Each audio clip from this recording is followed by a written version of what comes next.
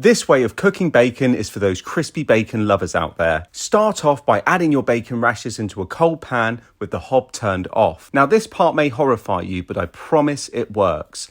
Add in a touch of water into the pan. You don't need to add too much. I would add just enough to cover the surface of the pan. Then turn your stove on to a medium-low heat and start cooking the bacon. Now the reason why cooking bacon in water works so well is adding the water keeps the initial cooking temperatures low and gentle, so the meat retains its moisture whilst the fat renders. It's essentially slow cooking the bacon. Adding bacon into a hot pan without any water doesn't allow the fat to fully render, which is why sometimes it can be a bit chewy and you need to overcook the bacon in order to get that fat crispy. This way, by the time the water has started boiling, the bacon fat has already fully rendered, which will give it a beautiful crisp rather than burning. You can start to see the fat being rendered here where all of that white is floating into the water. If you're using a type of bacon which has a lot of fat naturally, the rendered fat will finish the cook once the water has evaporated.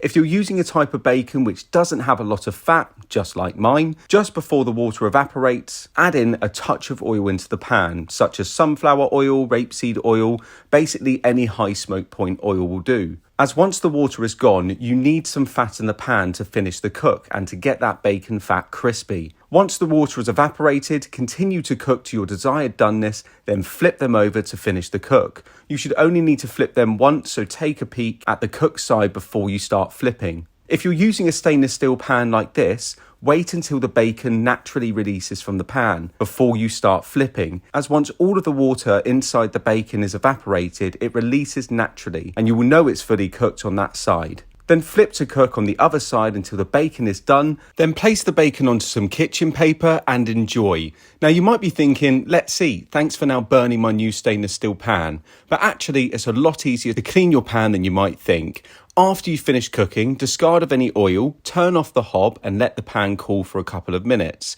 And to check if it's safe to add water, we're just going to add a tiny drop of water into the pan.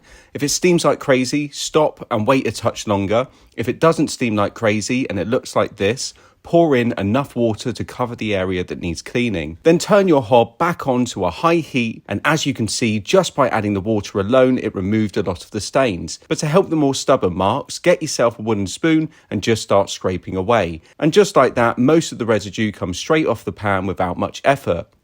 Do this for around a minute or so and then take your pan over to the sink, add in some washing up liquid and give it a quick scrub down using a scourer sponge, and it's as easy as that. And then that's it.